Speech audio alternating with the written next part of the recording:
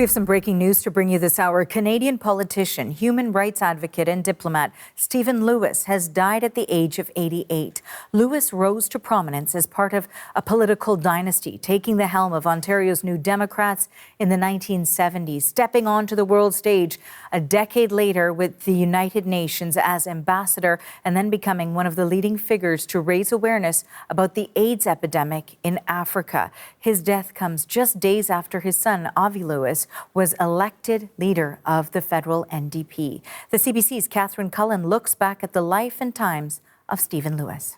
I cannot expunge from my mind the heartless indifference, the criminal neglect of the last decade. Stephen Lewis spent his life using his brilliance, his rage, his determination to fight injustice.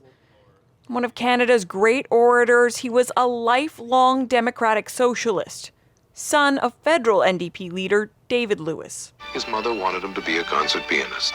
He wanted to help people. He joined the Ontario legislature in 1963. We will oppose the bill throughout the afternoon, leading Ontario's NDP through most of the 70s.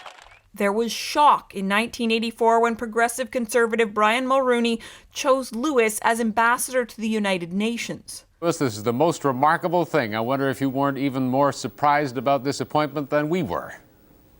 No, I think we share levels of flabbergastedness equally. Using his pointed powers of persuasion. how it was possible that things should come to such a pass in a world which regards itself as fundamentally civilized. He may from time to time slip in an adjective we hadn't foreseen, but that has brought only honor to the country. Mulroney and Lewis found common purpose battling to end South African apartheid. No more time for tears. The tears are over. We're just waiting as we sit on top of this volcano for the whole thing to blow up. Lewis would later call that fight a moment he would forever value. The second great fight of his life. Around the continent, hundreds of thousands of children don't have access to treatment. In 2005, he was named UN Special Envoy on AIDS in Africa. And we will never subdue the gruesome force of AIDS until the rights of women become paramount.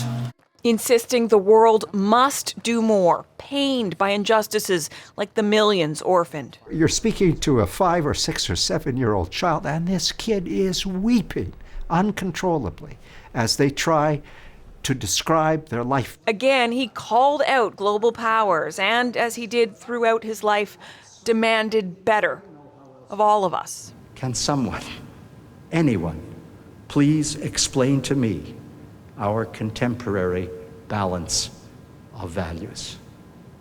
Thank you. Catherine Cullen, CBC News, Ottawa.